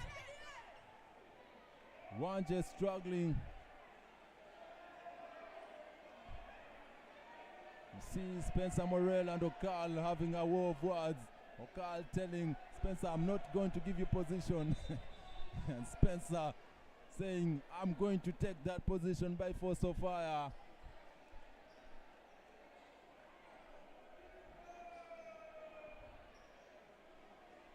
Still a lot of time for KPA to make a rally.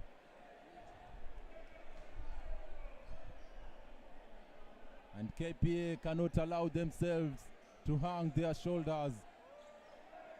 Tobias, pick and roll action with Morel, trying to search for him. Morel finds position in the interior, but he was fouled. A 3 seconds violation. 3 seconds violation. And just like that, one more turnover to the Dockers. Ding to O'Carry. Tyler finds option. Okal searching to Ding. Ding hasn't produced much this afternoon. Ding to Okari, the dream killer. Okari misses. And Morel brings down the rebound. He thinks about going all the way, goes all the way, switches hands. A beautiful finish by Spencer. Adera rushes, bumps Swanje, reverses, ball back out to Ding. Ding, oh, what a beautiful move by Ding. Fake, rises up, and Kisilu stops him in his tracks. Wanje.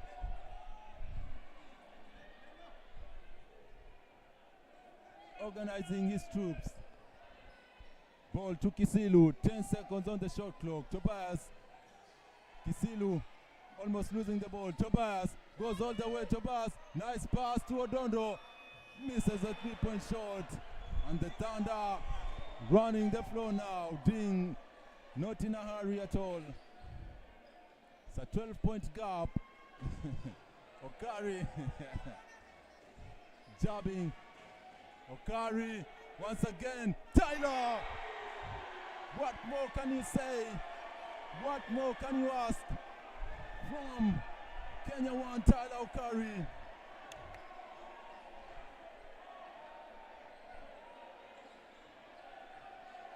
Tyler has a way of coming out big.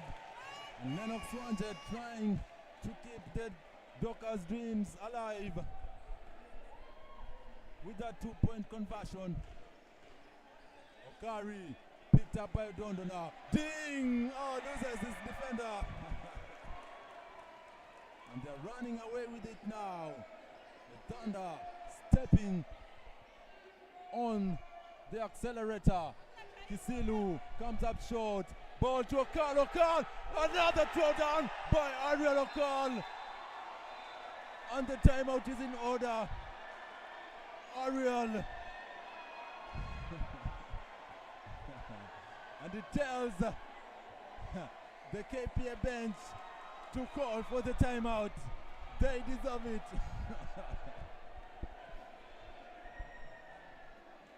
And it seems that the Lightning arrester, the Thunder arresters, have malfunctioned right here at the KPA Gymnasium.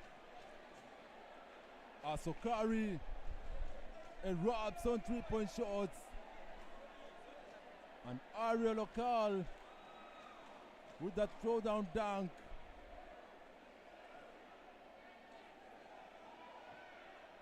I mean, Tyler is just, to simply put it, a magnificent player.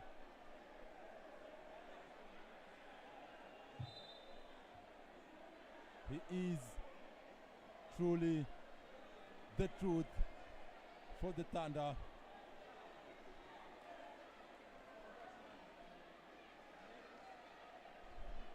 Okari is perhaps the best signing that the Thunder have made thus far.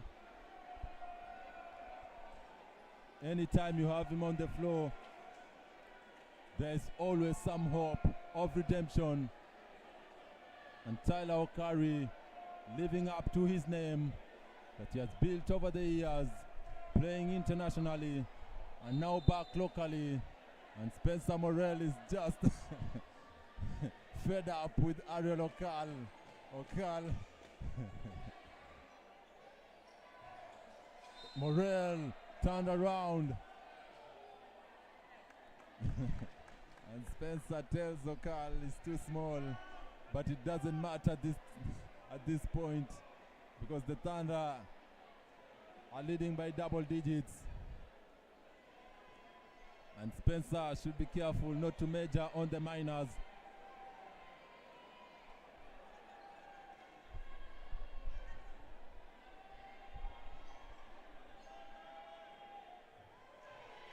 Sinks the free throw to save face for the Dockers.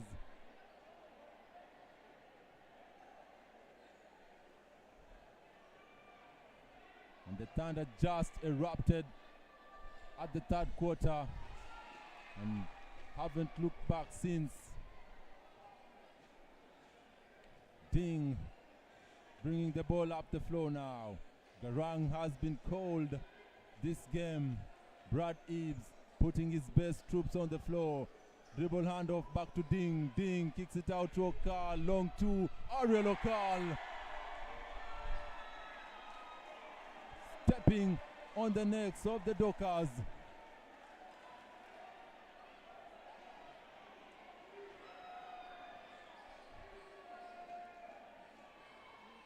Wanje to Wekesa. Wekesa to Morel deep in the post. Morel trying to make something, and Spencer Morel trying to make the game decent.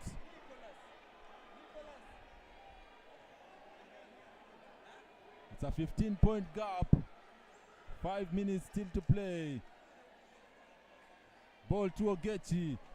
They're looking for that 100 points mark, and a traveling violation called.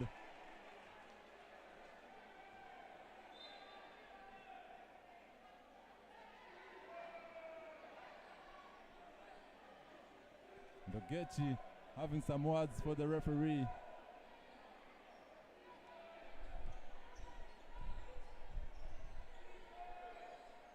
They are looking for Morel now. That seems to be the only place that they can find points from. Wanje attempts at three, comes up short. And he feels that he was fouled. And the KPA super fan having strong words for the referee. Ogechi to Okari. Okari to Ogechi. Traveling violation. Sorry, a palming violation there. And the mood has been dampened. The fans slowly growing quieter as the game proceeds. There's nothing much to shout for. Perhaps the ban on vuvuzelas was not a good idea for the home team. They could have made much use of it, of them rather, the vuvuzelas.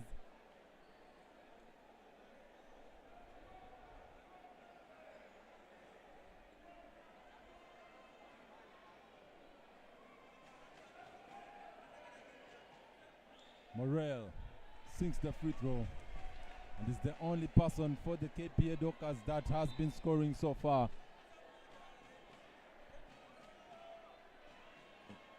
And Ogechi doing some cleaning duties there.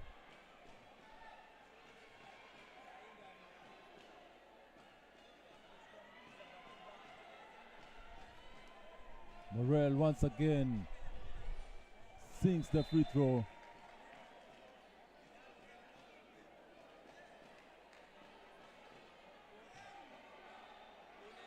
And you can tell that today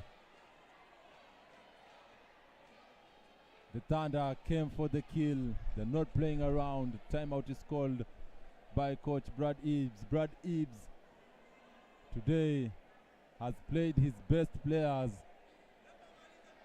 and he has shortened his rotation. You can see players like Griffin Gilgare have not touched the floor. Ken Washira has barely played in this game, and they are all good players, but it seems like this is poised to be a statement win by the Thunder. The Thunder want to remind everyone, all and sundry, who the king of the court is when it comes to basketball in the nation of Kenya.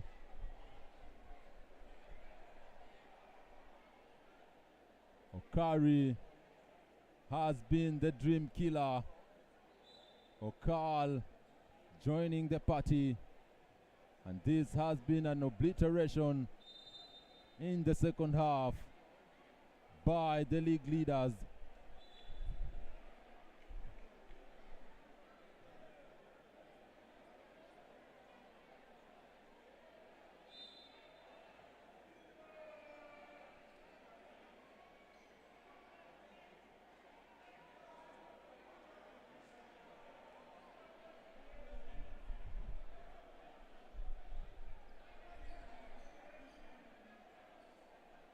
Players check back in. Ball will be with the Thunder. Ding will inbound it for the visiting side. Ball to Adera. Adera quickly releases the pressure to Ding. Ding attacks but kicks out to Ariel Lokal. Tyler picked up by Wambua. Crossover move on Spencer. Tyler almost coming up with a highlight play. Wambua to Morel. Throws it down. And he's fouled. Look at the kid there. Some muscle.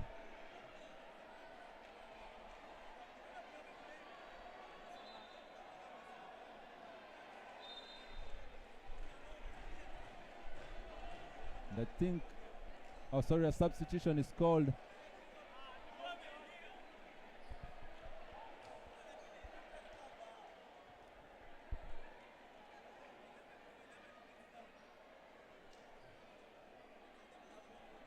And we are yet to know exactly the extent of the injury that Albert Odero has suffered. I don't think he will be coming back to this game as Morel sinks the free throw. The Thunder now just playing to close it out. 85-75, a 10-point game. Ball to Felician. Felician drives all the way, bumped and a foul. And a timely call by the referee. That indeed is a foul. And Kisilu trying to claim that foul.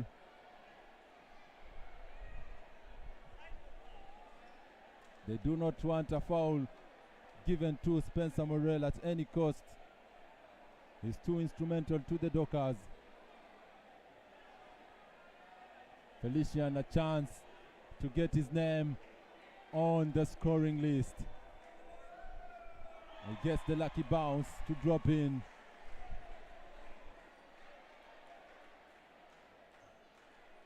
Felician once again. You can see the fan below the rim there trying to distract him.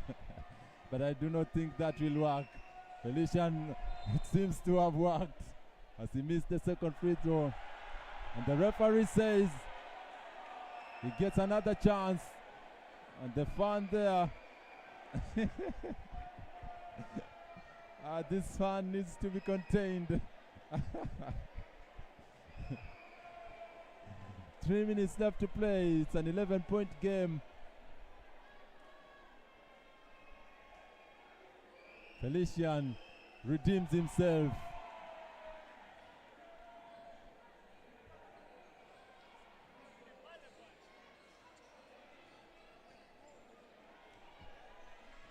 Ball stolen by Felician. Wanja with the turnover. Adera all the way. Comes up short, but Garang Ding there to clean up the mess.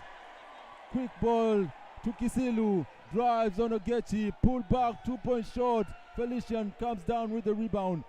Adera wasting no time against Morel. And he makes a wise choice there to pull the ball back. Adera on Morel, trying to make a series of moves on him. Adera, not the smartest of shots there by Eugene Adera.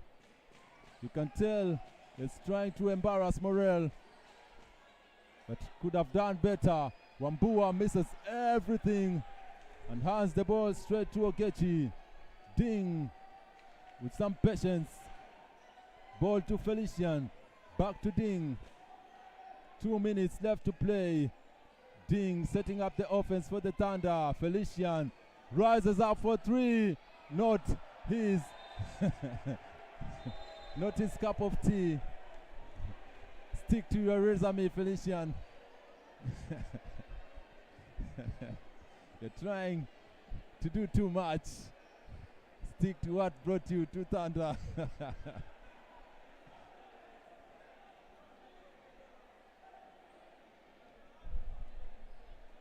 And Tyler picking up Lennox Wanje full court. And substitutions in order Brahma Mushina checks back in.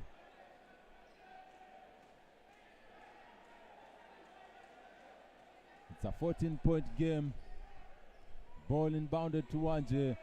Wanje kicks it to Wambua. Wambua looking for options. Back to Wanje. Ball to Spencer. A long two. Misses. A fight for the rebound and Mushina could not contain it. Ball goes to the Thunder.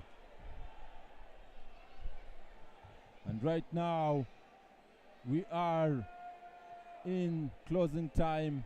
2 minutes to end it all.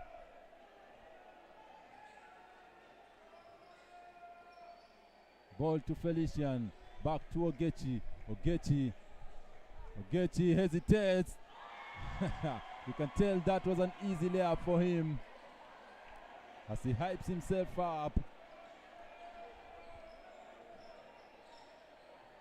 A minute and 40 seconds left to play. Wanje rises for three, misses. Tyler, ball to Adera. Oh, beautiful on. Ding cleans up the mess. Garang. And that is the death blow to the Dockers. Adera missing the layup and Garang Ding trailing to throw it down.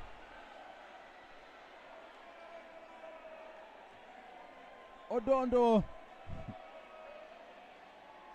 just saw a UFO flying over his head as Garang Ding collected the rebound and threw it back in. 93-75.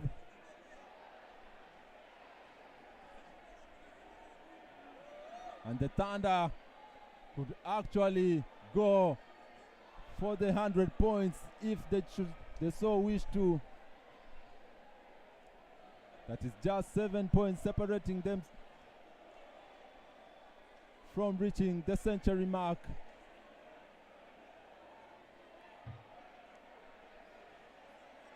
Adera there with the reverse misses, and Garang Ding came up flying.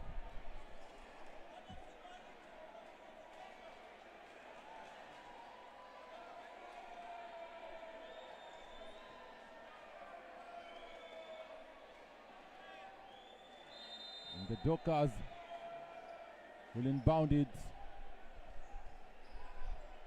Ball to Odondo, to Lennox. Thinks about it. Ball to Mushina. Misses the layup. Ball to Ding now. Comes up with the ball. Behind the back dribble. Ding being fancy. Ding all the way. Misses the layup. Morel. Pass to Wanje. Almost stolen by Felician. Felician can't contain the ball. Okari. They're going for 100. Pulls up for three. Tyler. 6 the 3-point shot. Tyler Okari. 4 points to the century mark. They're going for the 100 points. And Lennox Wanje wants to kill as much time as possible. Wanje drives. Ball to Wambua. Wambua hesitates. Pulls it back. Wambua, a series of moves on Okari. And a goaltend by Garang Ding. That is a goaltend. You can see there Garang Ding hit the lower side of the rim. And Thunder fans celebrating.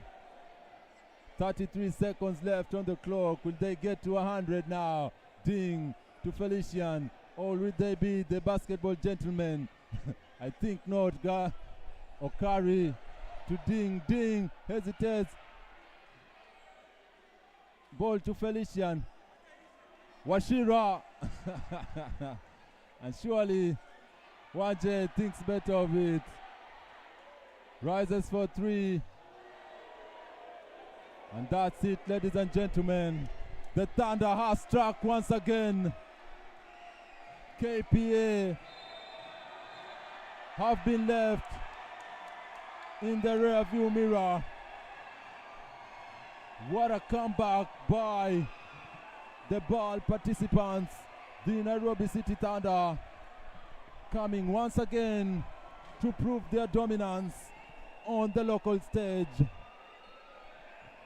The Nairobi City Thunder maintaining their unbeaten streak.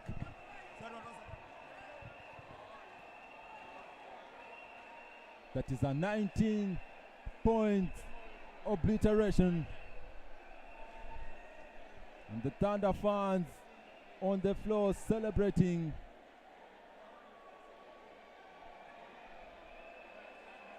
You can see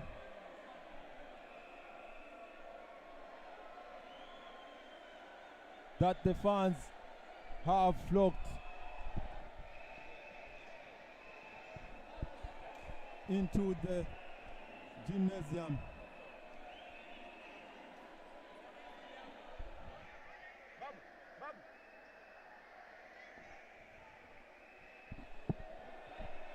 The fans